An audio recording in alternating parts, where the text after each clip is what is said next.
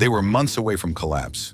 Dealerships were closing, the stock was tanking, and in 1993, Chevrolet bet everything on one car, a Camaro that nobody thought would work. Some cars sell well, others save entire companies.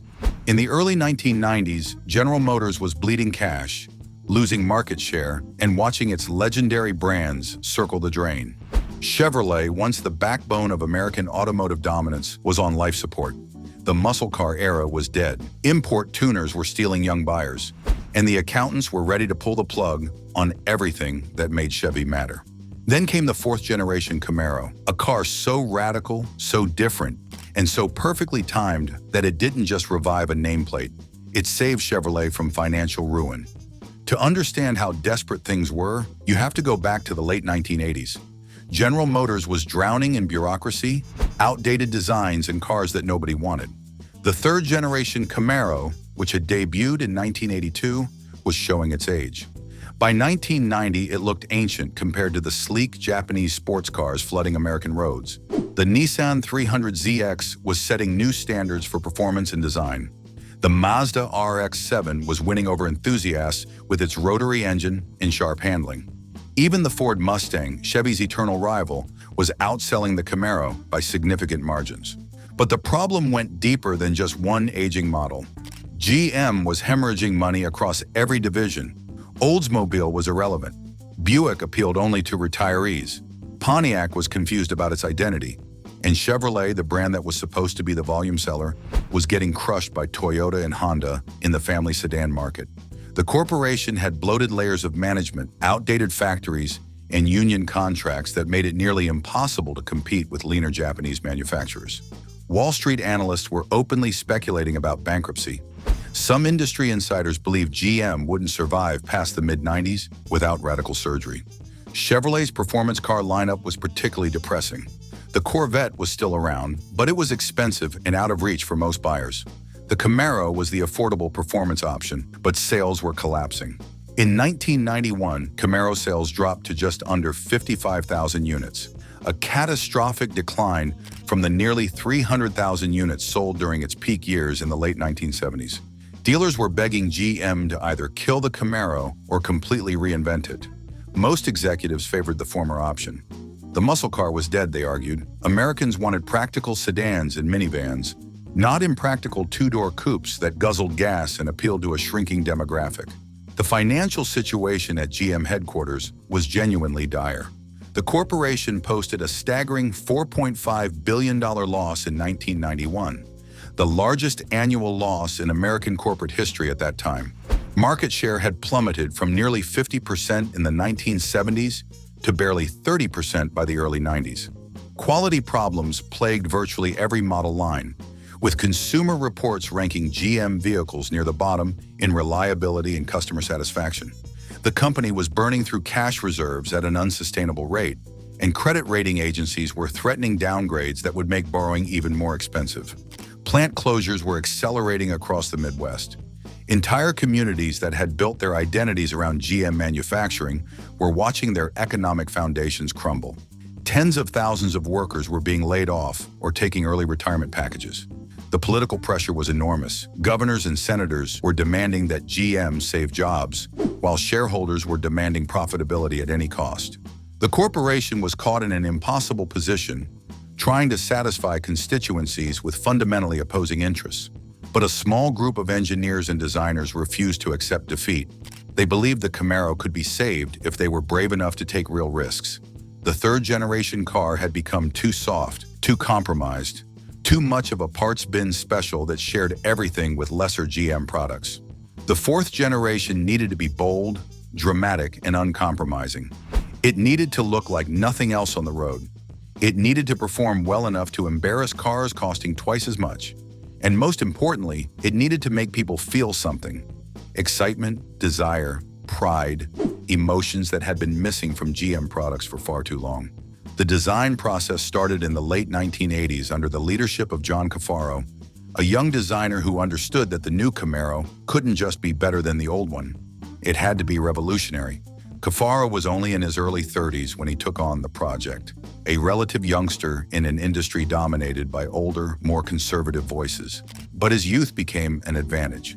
He understood what his generation wanted from a performance car because he was part of that generation. He'd grown up idolizing the first-generation Camaros of the late 60s, had watched the nameplate decline through the 70s and 80s, and was determined to restore its glory. Cafaro and his team began sketching aggressive, low-slung profiles that looked more like fighter jets than traditional automobiles. They studied aerospace design, looking at how aircraft achieve both beauty and function through purposeful aerodynamics. They examined European supercars like the Ferrari F40 and Lamborghini Diablo, trying to capture some of that exotic drama in an affordable American package. They even looked at nature, studying predatory animals and how their forms communicated power and speed even when motionless. The early design proposals were so radical that many GM executives dismissed them as impossible. The proportions seemed wrong. The hood was too long, the cabin too far rearward, the overall stance too aggressive. Some executives worried the design was too polarizing, that it would alienate traditional Camaro buyers who wanted evolution rather than revolution.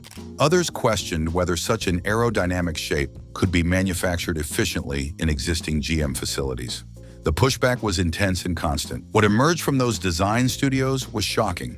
The fourth-generation Camaro looked like nothing GM had ever built.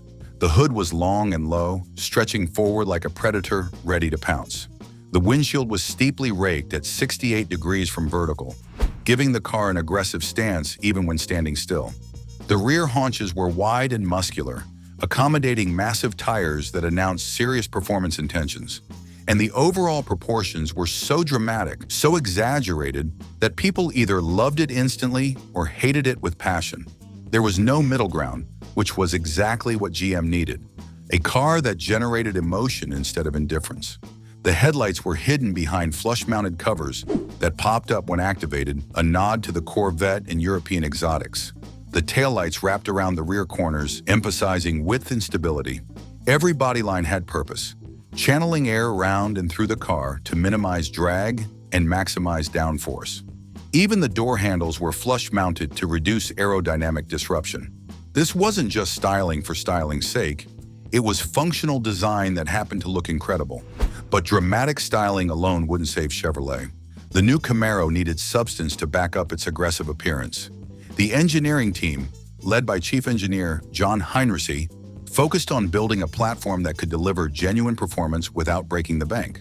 Heinrichsey was a racer himself, having competed successfully in SCCA and other series, and he brought a competitor's mindset to the project.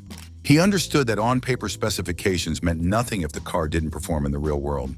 They developed a new chassis with improved rigidity, better weight distribution, and suspension geometry designed for handling instead of just straight-line acceleration. The unibody structure featured strategic reinforcements that increased torsional stiffness by 40% compared to the previous generation. The front suspension used McPherson struts with careful geometry optimization to minimize bump steer and maintain proper camber through the suspension travel. The rear suspension featured a sophisticated multi-link design that controlled wheel motion far better than the old solid axle setup. The body was made primarily from composite materials in key areas, reducing weight while improving aerodynamics. The hood, front fascia, and rear hatchback were all made from lightweight composite materials that saved pounds and allowed more complex shapes than traditional steel stamping.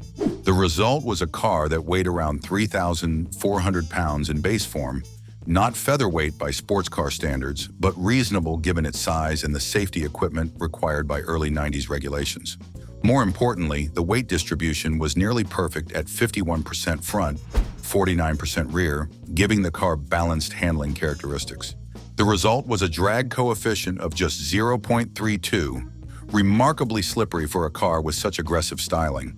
To put that in perspective, the contemporary Corvette had a drag coefficient of 0.34, and many sedan designs of the era were less aerodynamic than the new Camaro. This efficiency would pay dividends in both top speed and fuel economy, helping the car deliver performance without the devastating MPG or miles per gallon, numbers that had killed interest in muscle cars during the fuel crisis years. Under the hood, Chevrolet offered two engine options, and both were significant improvements over the previous generation. The base engine was a 3.4-liter V6, producing 160 horsepower, not earth-shattering, but adequate for buyers who wanted the look without the insurance penalties. This engine featured sequential fuel injection and modern engine management systems that delivered smooth power delivery and decent fuel economy. It could push the base Camaro from 0 to 60 in around 8.5 seconds, which was competitive with many four-cylinder sports cars of the era. But the real story was the LT1 V8, a small-block 5.7-liter engine that produced 275 horsepower in its initial form. This was the same basic engine architecture that powered the Corvette, and it transformed the Camaro into a legitimate performance machine. The LT1 featured reverse flow cooling, where coolant entered the cylinder heads first before flowing to the block, allowing more aggressive spark timing and better detonation resistance. The engine also featured a sophisticated optical distributor system and computer-controlled timing that optimized performance across the entire rev range. The LT1-powered Camaro could sprint from 0 to 60 miles per hour in under 6 seconds, a remarkable achievement for 1993. The quarter mile disappeared in the mid-14-second range at speeds approaching 100 miles per hour. More impressively, the new Camaro could actually handle. The suspension tuning was far superior to previous generations, allowing the car to carve through corners with confidence instead of wallowing and pushing like older muscle cars. Road testers were shocked at how competent the new Camaro felt, comparing it favorably to European sports coupes that cost significantly more. The steering was precise and communicative, using a rack and pinion system that provided excellent feedback. The brakes were four-wheel discs with ABS, or anti-lock braking system, as standard equipment, a significant upgrade from the previous generation's rear drums. The brake feel was firm and progressive, allowing confident threshold braking without drama. And the chassis balance was neutral enough that skilled drivers could adjust the car's attitude mid-corner using throttle inputs, making it genuinely fun to drive quickly on twisting roads. When the fourth-generation Camaro debuted as a 1993 model, the automotive press responded with genuine excitement, something GM hadn't experienced in years. Motor Trend praised the Camaro's transformation, calling it a world-class sports car at a blue-collar price. Car and Driver put it on their 10 best list, noting that Chevrolet had finally built a Camaro that could compete with the best sports cars from any country.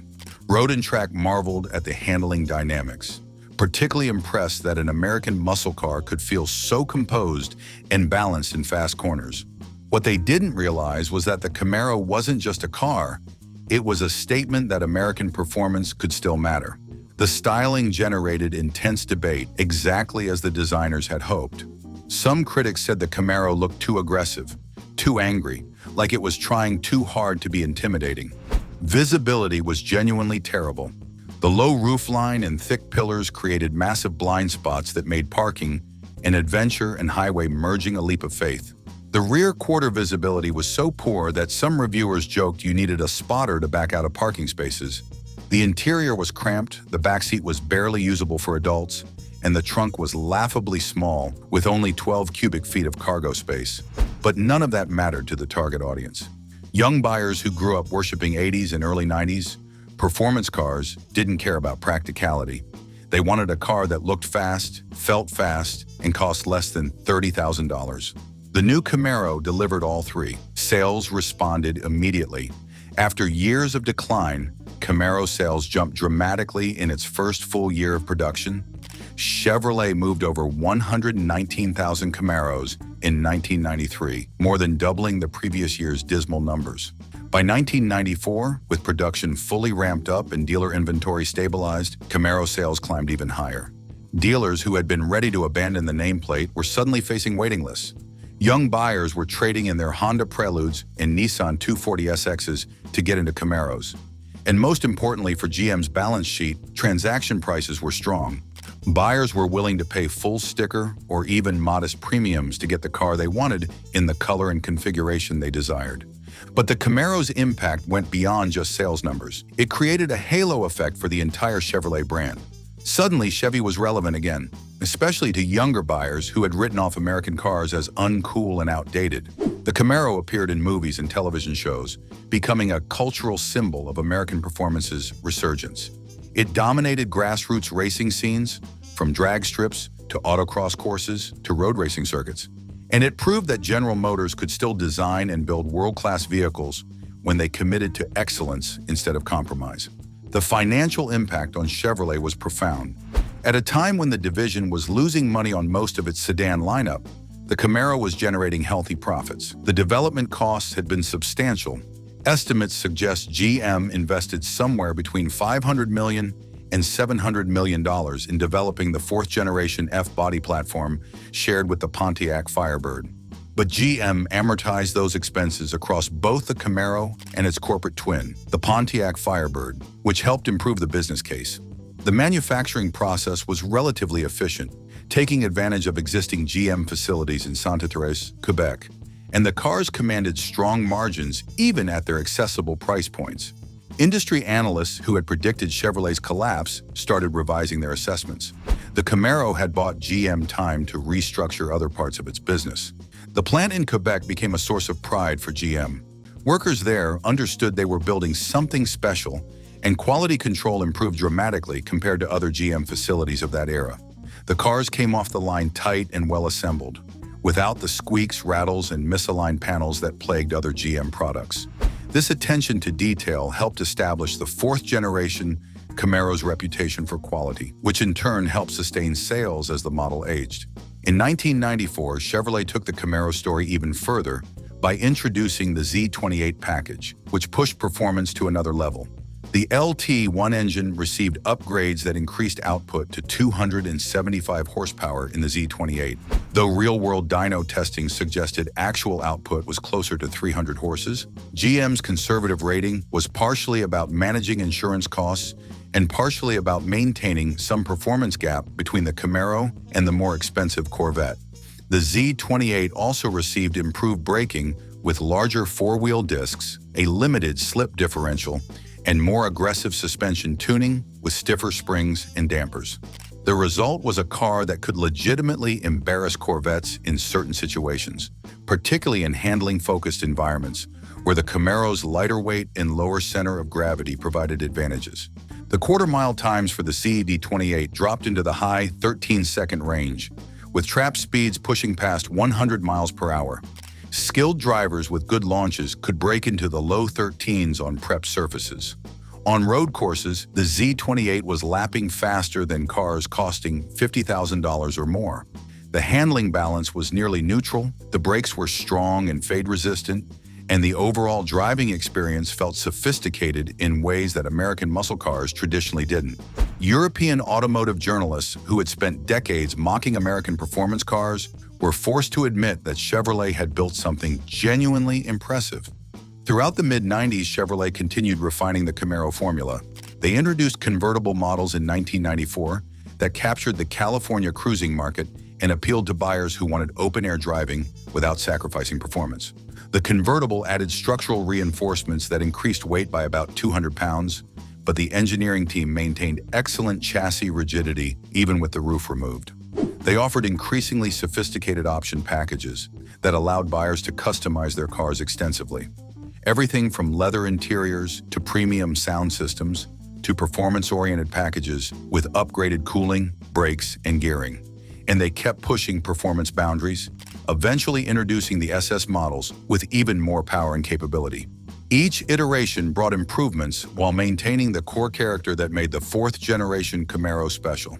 The 1996 model year brought significant updates across the line. All V8 models received vented hood scoops that were functional rather than just decorative, feeding cool air to the engine compartment.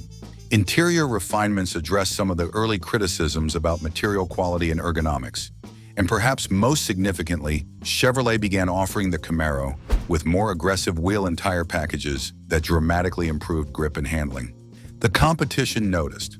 Ford responded by completely redesigning the Mustang for 1994, creating the retro-styled SN95 platform that would dominate sales for the next decade. The new Mustang pursued a different philosophy than the Camaro. Where the Camaro was futuristic and aggressive, the Mustang was nostalgic and approachable. Both strategies worked, and the renewed rivalry between these eternal competitors elevated both cars. Dodge brought back the Challenger concept, though production wouldn't come until years later. and Japanese manufacturers realized they needed to take American performance more seriously. The Camaro had reignited the affordable performance car wars, creating a rising tide that lifted all competitors. But the Camaro's most important contribution wasn't just about performance numbers or sales figures. It represented a philosophical shift at General Motors. For years, GM had been managed by accountants and bureaucrats who saw cars as appliances to be engineered for maximum cost efficiency and minimum risk. The Roger Smith era of the 1980s had prioritized cost-cutting and badge engineering over genuine product excellence. The result was a lineup of interchangeable, uninspiring vehicles that shared too many components and lacked distinctive character. The fourth-generation Camaro proved that passion and boldness could succeed in the marketplace. It showed that taking design risks could pay off, and it demonstrated that American companies could still compete with the best manufacturers in the world when they committed to building great products instead of just adequate ones. The lesson wasn't lost on other GM divisions and programs. The success of the Camaro helped justify continued investment in performance vehicles across the corporation. It influenced the development of other vehicles, from the C5 Corvette that debuted in 1997 to various performance variants of mainstream models. The corporate culture began shifting, slowly, toward greater appreciation for vehicles that generated passion and enthusiasm rather than just transportation. The cultural impact extended far beyond automotive enthusiasts. The Camaro became a symbol of American automotive revival at a time when many people believed domestic manufacturers were finished. It appeared in countless movies and television shows throughout the 90s, often representing youth, rebellion, and freedom. From action films to romantic comedies, the fourth-generation Camaro became Hollywood's go-to vehicle when a script called for an affordable but exciting car. It became the dream car for an entire generation of teenagers who plastered posters on their bedroom walls and promised themselves they'd buy one someday. And it created a community of owners and enthusiasts who took pride in supporting American performance. The aftermarket industry exploded around the fourth-generation Camaro. Companies like SLP Engineering developed performance packages that Chevrolet dealers could install, offering buyers factory-backed modifications that maintained warranty coverage. Independent shops created everything from mild street packages to wild drag racing setups. Suspension specialists like Hotchkiss and BMR created handling packages that transformed good handling cars into track weapons capable of competing with purpose-built race cars. Appearance modification companies offered everything from subtle improvements to outrageous body kits with massive wings and wide-body fender flares. The Camaro became a platform for personal expression and modification, generating economic activity far beyond the initial vehicle purchase. Racing success validated the Camaro's engineering excellence. In SCCA road racing, Camaros dominated the Trans Am series in various production-based classes. In drag racing, they became the foundation for everything from street-legal quarter-mile monsters to professional race cars running in the 6s and 7s. In autocross and time attack competition, properly prepared Camaros could run with purpose-built race cars, costing exponentially more. The racing heritage that Chevrolet had built over decades was being extended and amplified by this new generation. Professional drivers praised the Camaro's balance and adjustability, noting that its neutral handling characteristics made it easier to drive fast than many purpose-built race cars. The interior, while initially criticized for its tight quarters and limited visibility, actually aged better than expected. The gauge cluster was driver-focused and easy to read, with large, clear instruments positioned directly in front of the driver. The controls were logically laid out and within easy reach. The seats, particularly in higher trim models with the optional sport bucket seats, provided excellent support during aggressive driving with substantial side bolsters that held occupants firmly in place. Yes, it was cramped compared to family sedans, but that intimacy created a cockpit feeling that enhanced the sporting experience.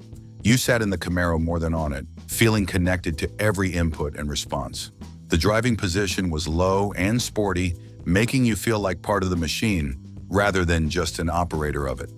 By the late 90s, the fourth-generation Camaro had proven its staying power. Sales remained strong even as the design aged. The performance kept improving with each model year, culminating in the LS1-powered cars that arrived for 1998. The LS1 was an all-new aluminum, small-block engine, producing 325 horsepower, finally giving the Camaro the kind of power that truly matched its aggressive appearance. The LS1 used an aluminum block instead of iron, saving weight while maintaining strength. It featured coil-on-plug ignition that improved reliability and eliminated the distributor. And it breathed through improved cylinder heads and intake manifolds that maximized airflow. LS1 Camaros could break into the 12-second quarter-mile range with minimal modifications. Often just a good set of tires and a skilled driver were enough. The 0 to 60 time dropped to around 5 seconds flat, putting the Camaro in supercar territory for acceleration performance. Top speed was electronically limited to 155 miles per hour, though the aerodynamics suggested the car could reach 170 or more without the limiter. More importantly, the LS1 delivered its power smoothly and reliably, with none of the quirks or maintenance issues that plague some high-performance engines. It was a daily drivable engine that happened to make tremendous power, cementing the car's reputation as one of the best performance values in automotive history. The financial turnaround at Chevrolet and General Motors wasn't entirely due to the Camaro, of course. GM implemented widespread restructuring throughout the 90s, closed inefficient plants, renegotiated labor contracts, and improved quality control across all divisions. The corporation invested heavily in new vehicle development, launched successful trucks and SUVs that generated enormous profits, and gradually rebuilt its reputation for quality and reliability. But the Camaro played a crucial role in changing perceptions and generating positive momentum at a critical moment. It proved that Chevrolet could still build desirable products, which helped when the division launched other important vehicles throughout the 90s, like the redesigned Tahoe, Suburban, and Silverado truck line. The relationship between the Camaro and its corporate twin, the Pontiac Firebird, created interesting market dynamics. Both cars shared the same basic platform and powertrains, but styling differences created distinct identities. The Firebird pursued a more flamboyant, aggressive appearance, with its distinctive split grille and sculpted bodywork that looked even more exotic than the Camaro. Some buyers preferred the Camaro's slightly more restrained approach and cleaner lines, while others loved the Firebird's over-the-top drama and attention-grabbing design. The competition between the two corporate siblings kept both cars fresh and gave buyers meaningful choices within the GM family. Interestingly, the Firebird Trans Am often outsold the base Firebird, suggesting that buyers who chose the Pontiac were specifically looking for maximum visual impact. By the time the fourth generation ended production in 2002, it had sold over 600,000 units across its production run. That might not sound revolutionary compared to the hundreds of thousands of Camaros sold annually during the 1970s, but context matters. The fourth generation sold strongly throughout its entire life cycle in a market that had largely abandoned two-door sports coupes in favor of SUVs and trucks. It remained profitable when many competitors were losing money, and it kept the Camaro nameplate alive through a difficult transition period in automotive history when many legendary nameplates were being discontinued permanently.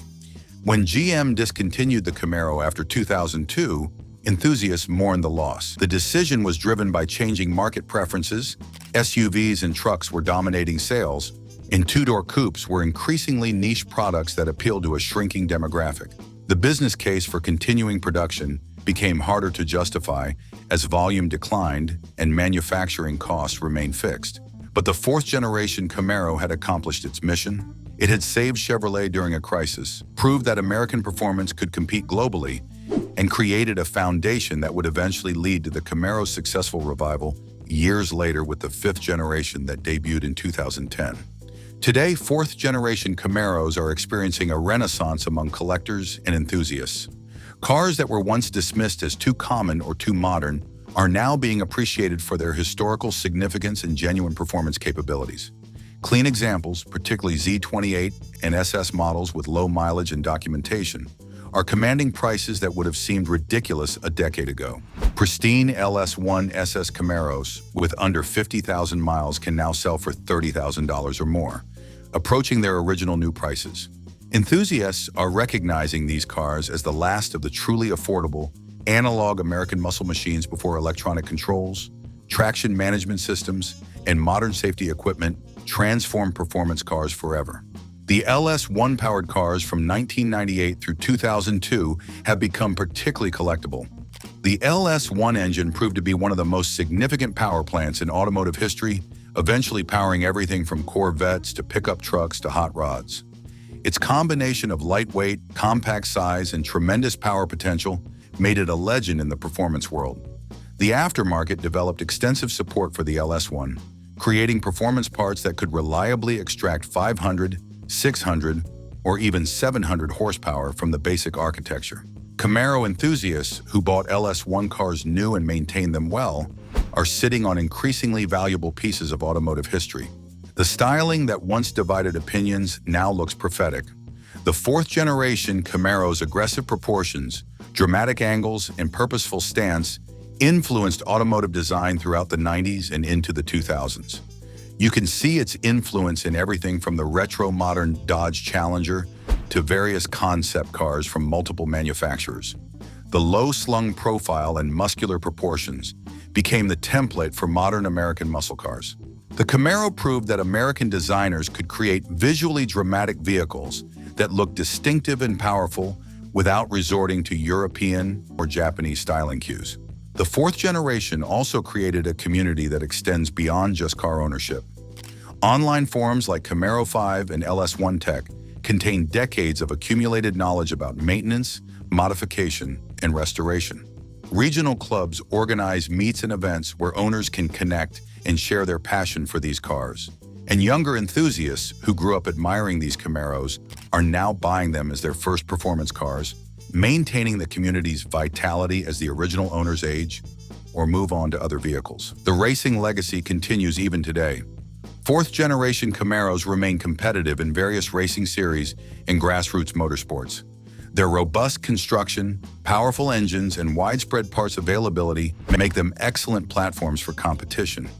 Dedicated racers have pushed these cars to incredible performance levels, with properly built examples capable of lap times that embarrass much more expensive machinery. The combination of lightweight for a modern car, strong aftermarket support, and proven reliability makes them favorites in everything from NASA road racing to drag racing to autocross.